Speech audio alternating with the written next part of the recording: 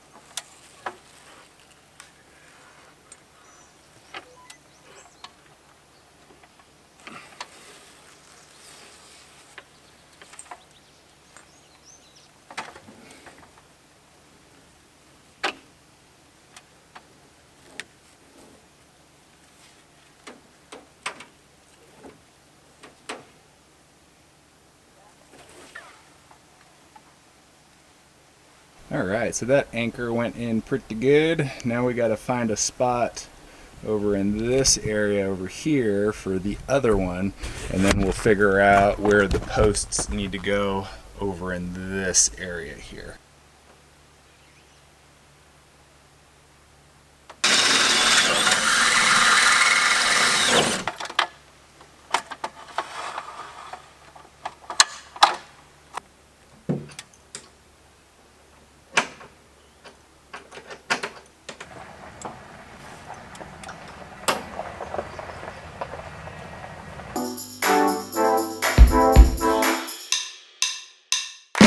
If you ever wonder where I am, I'm doing dishes.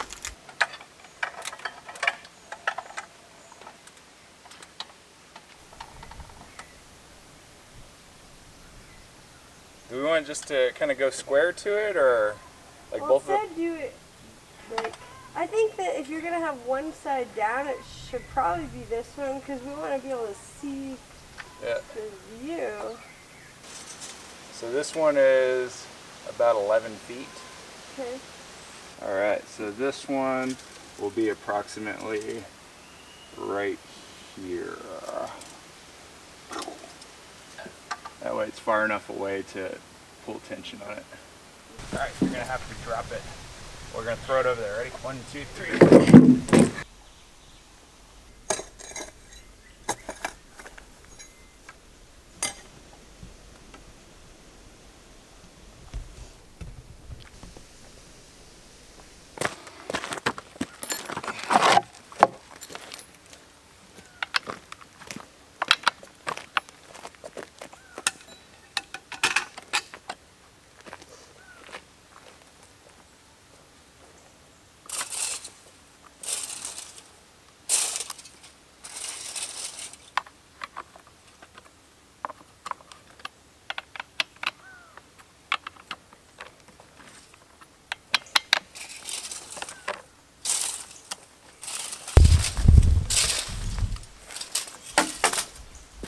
All right, we are off into the forest to gather a tree or two, probably two. Dos árboles. We need them to be about 13 to 14 feet tall or long. And at the top, they need to be around 4 to 5 inches or so that it fits the eye bolts, and so that over time they are strong enough to withstand the tension that we need to put them under with the sunshade cell. So let's see what we can find.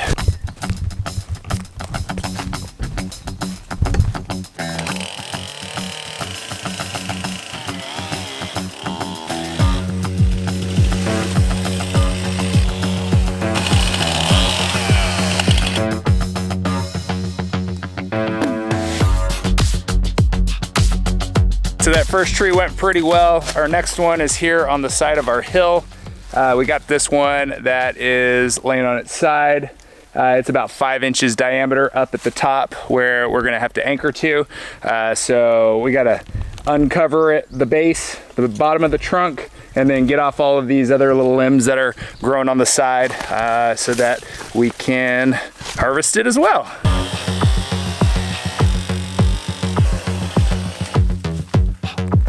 And 14's right here.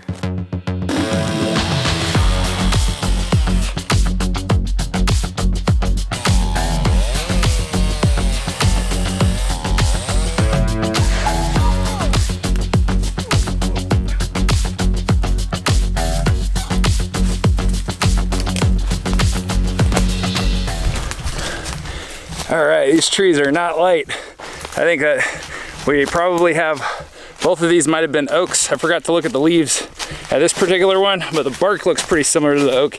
And it's super hard, or it might be a hickory, I don't know. But hardwood for this application is probably a pretty good idea for longevity purposes.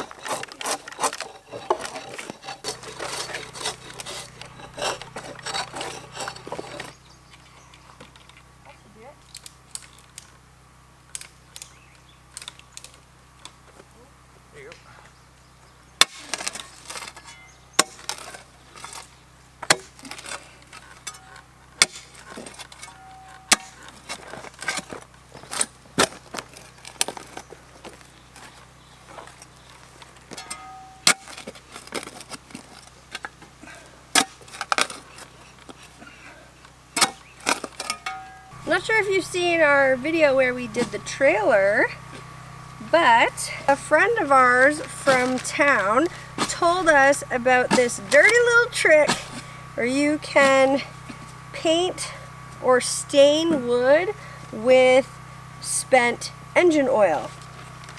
At first I thought it was pretty gross, but now I think it's great because what else would you do with spent engine oil, right? Except for maybe toss it. So we've got our supplies out. We've got our spent engine oil. We actually mixed it with diesel to make it a little thinner. If you think about using things like liquid or what's that other one? Mineral spirits, I believe we've used before to thin your paint. I mean, you can use those things, but in the long run, this is way cheaper, even with diesel prices going through the roof. We were initially going to just do this on the 2 to 3 feet that's in the ground, but we decided we're just going to do the whole thing because the trailer turned out so good that we may as well. We've got a ton of this stuff, why not use it? This is the same dirty old brush that I used on the trailer, so it's a little crunchy. We don't really have a good way to wash paintbrushes out here. You definitely don't want to use like turpentine or mineral spirits to clean our brushes and then pour that into our gray tank. You also don't really want to wash them like that outside and then just pour that stuff into the ground. So I don't know what the solution is and what my future in painting holds, because there's a lot of chemicals involved, other than just like buying a whole bunch of brushes and having brushes that are kind of disposable. But I don't like that either. So if you guys have any ideas about that, let me know.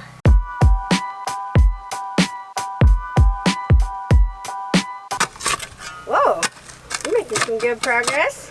Yep, I'm about 24 inches right now. Holy smokes, babe. Yeah. Shooting for a dirty old 32? Maybe a 36. Holy smokes. Maybe 36. I don't know how much tension this is gonna be pulling, and I don't want the pole to just like get pulled out unnecessarily or get cocked at a weird angle. So I was thinking that I'm sure that there's like a formula for how deep a post should be set for how much is above ground level. But honestly, I haven't gone to Google that term to kind of see what it is. So I was thinking maybe 3 feet might be nice. This was supposed to be a quick and dirty project, yeah. Oh, it's dirty. I mean, look at me. I am mud. I am Captain Mud. Captain Mud. Captain Mud. Doing what he does best. Loves digging holes. Yeah. He put marks on the shovel to show how deep he's at. 16 inches, 20, 24, 32, 36. I don't think I'll ever be digging by hand deeper than this. Something that skinny. Better not be. Yeah. So I try to break up or get the circular part with this, and then I use the breaker bar to dig into the bottom and to break up the bottom floor like this. That's been doing pretty good. Something about this breaker bar that I like is that it's got this post hole digging chisel tip on it. This is better than the thin ones that's just the bar. Really like this. And then on the other side it's got this flat end, which is a tamper, so once you fill the post hole in, you can use this side to really pack it in. Tamperooski. Yeah. You're doing great. Thank you. Appreciate you. Appreciate you. Thank you for getting her all oiled up over there. You know how I do. Yeah, girl. Well, you're almost up to your shoulder, so I'd say once you get to your shoulder, you're done. Yeah, because I can't physically get deeper than that with my arm. I wonder how long it is. Like if I hold, I might only be able to dig a 32-inch hole with this arm, because 32 is right here, 36 is right there. My fingertips are right over here. We're getting ripped off. Yeah. Sorry, I'm gonna rip you off on your hole. Good job, babe. Thanks. Looks like 32 inches. That's about all I can do there.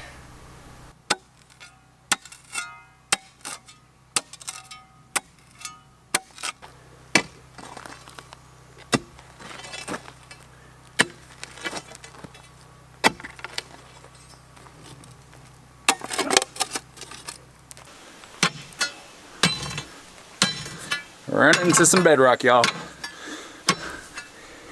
I've been getting pieces like this out that are broken off of this bigger chunk that's in here. And the problem with that is I'm only about, get my measuring.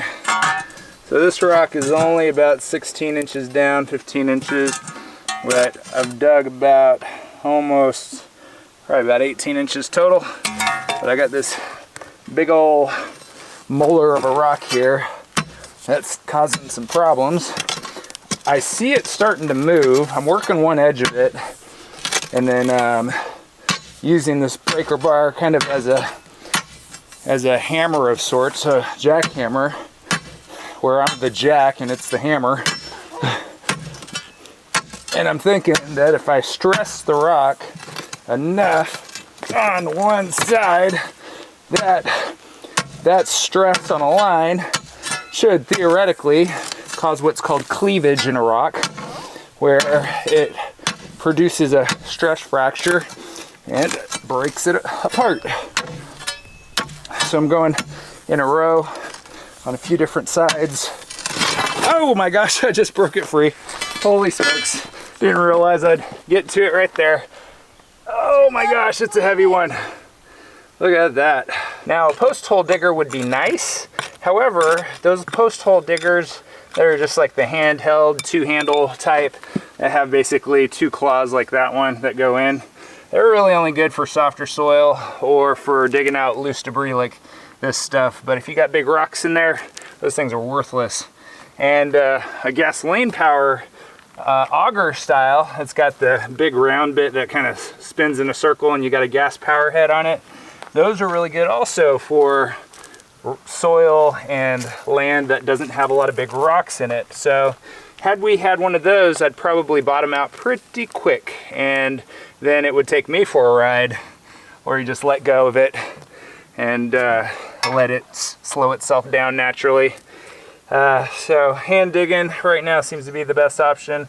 I do want to either rent or buy one of those post hole diggers and see if it's worth it to even get holes started, and then once I get to the big rocks, chip it out with the breaker bar, or even get maybe a little jackhammer that we can keep here for little situations like this where we're not going too deep, but it'd be easy to just like break it up and loosen it up a little bit. So I want to get back on the breaker bar, and hopefully we can make up. That's not going to be short work.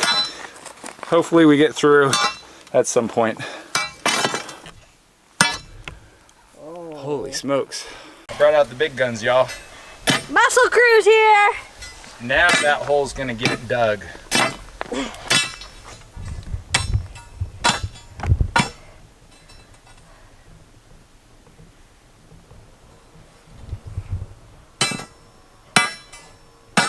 I'm gonna go take the shovel over to our rock refuse pile.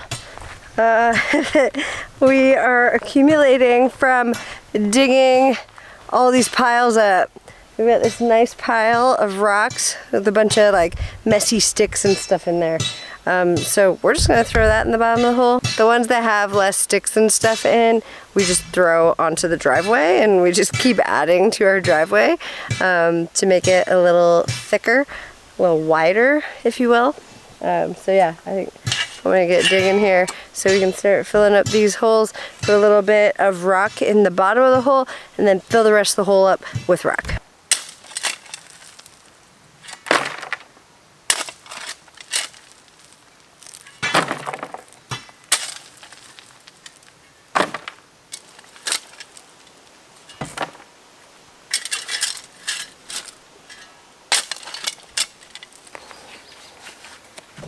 We've got a lot of organic matter in here, which isn't great for post holes and stuff like that. So I'm gonna go through and just get some of this big debris out of here.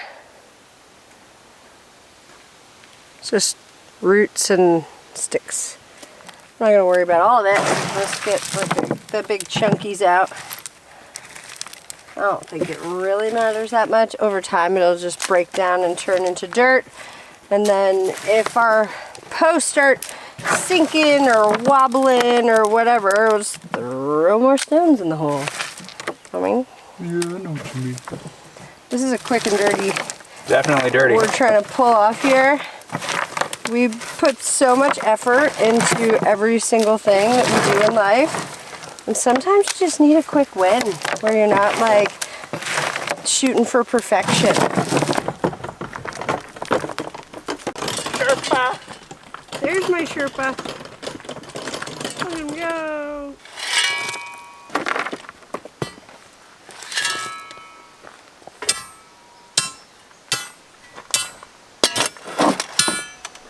Yeah, that's probably good. We wanted this side higher anyways, so. Yeah. Alright, there's your 3 scoops. Yeah, I'll give one more on that one. There you go.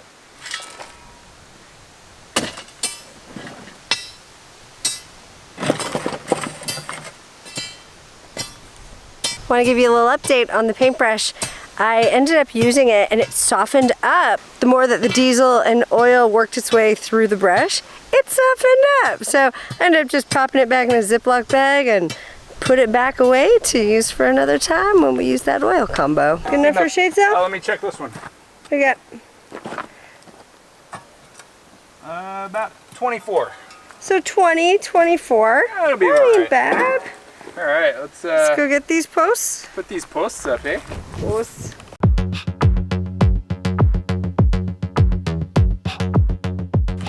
Sherpa. Well, we almost used up the whole pile, babe. Yeah, we did. Yeah. That one's got 14 feet, so 12 feet will be sticking out of the hole on that one. The 12 feet will be out of that one. Actually, that one will naturally end up being taller because the holes are deep. So let's do this one on that one and this one on this one. I don't know when I get this on the stand that bad. Crazy. Crazy, babe. Yeah, it is.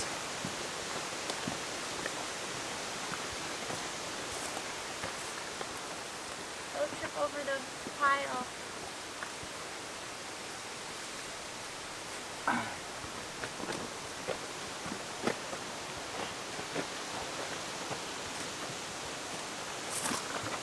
Boom! First, we gotta hold it and aesthetically, Oh, see how it looks cutest. I think something like that. Yeah. If you face the tip the other direction, naturally it'll go away and be maybe more tight. Ooh, that is cool looking too. Yeah. All right, we're gonna do it like that. Okay, let me start shoveling. Alrighty.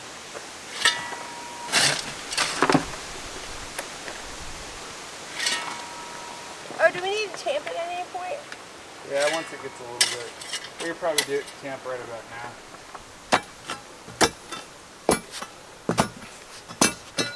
Well, it's holding. Yeah, getting a lot of good compaction here. Yeah, it's that clay. Clay mixed with that dirty old rock. You curse it sometimes, like you curse it when you're gardening, but you love it when you're doing building projects. Isn't that funny? Yeah. Pros and cons, people. Pros and cons. Yeah.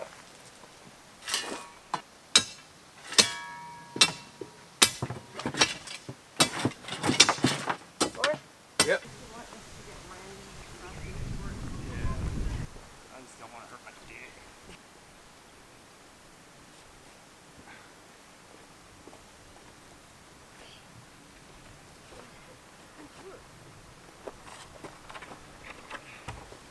That looks pretty sweet. Yeah. Cool. This is a quick and dirty bag. Pretty quick, pretty dirty. Go for it.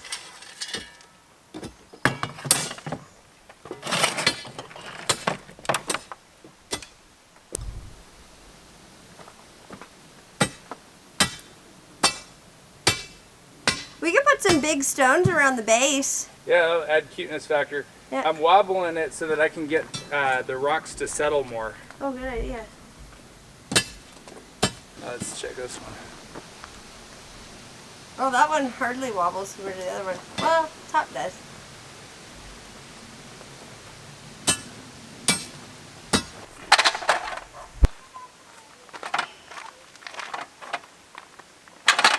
You're doing a real good job.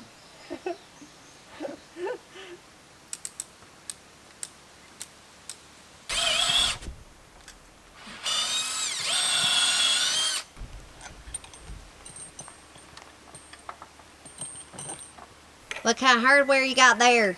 Well, I got an 8" by 1/2" eye bolts here. They're pretty nice, pretty big. And I'm just drilling it through this tree. And I got my little wrench here to tighten her up. What are we gonna? Oh, it came with ropes, right? We're not using the ropes. We're not using the That's ropes. lightweight construction. Garbage. For Oh, we're using the S hook on that. we're gonna use turnbuckles. What do you think about something like that? Yeah. That's a pretty cool angle, and I don't think it'll be too in the way of the view. Yeah, and then if we put the triangle on the other side, it will go down the opposite way. Yeah. Cool. Love it.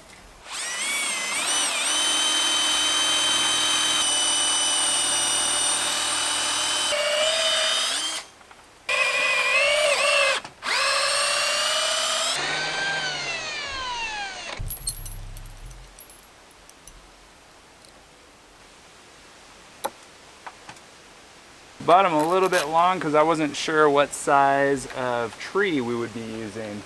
And I'm not gonna cut them off because if we ever want to reuse these, like take this apart and put it somewhere else or use these, repurpose them, still got an 8-inch eye bolt that's still gonna be worthwhile. Yeah. You can always hang something cute off that. Yeah. Also like a chime or something. Yeah, or an air plant. So these are here, so now we have to work these back and forth until we can take up all the slack out of the system. So you ratchet it that tight? Yeah. Until it gets there? Yeah. Holy smokes, that's Actually, pretty long way. Oh. Almost there. Need another inch or so. It definitely looks bigger since you've stretched it out.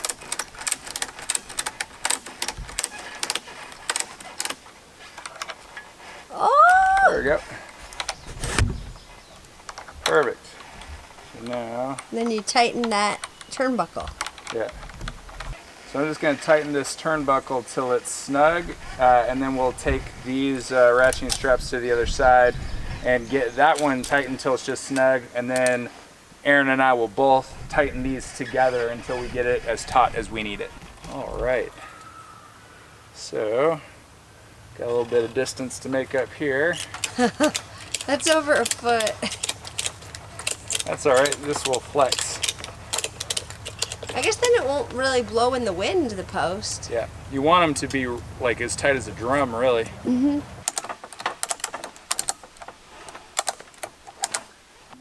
All right. Still have a little bit to go.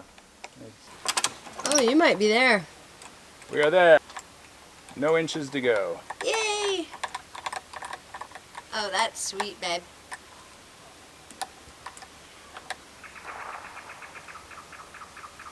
Cool, that's cute. I like it. You like it? Yeah. Love it. It's like a fucking drum.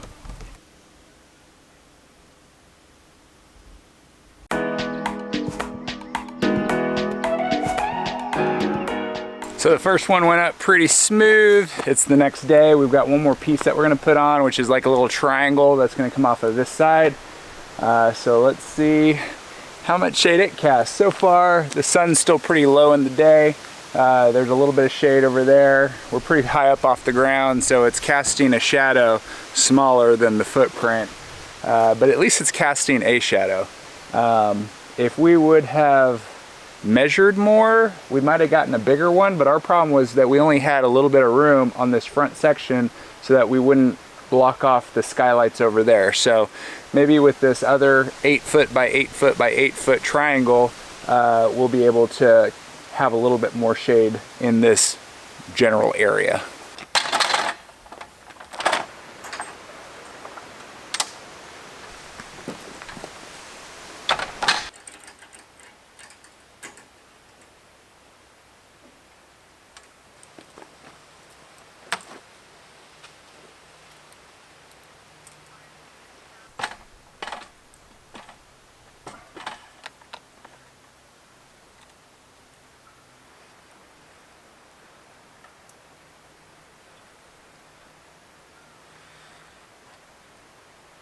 So there's the spot on the ground, right where the yellow handle is, that we need to put our hole. So we'll start digging there, and then we also need to skin our next tree, which is still right over there, ready to be skinned.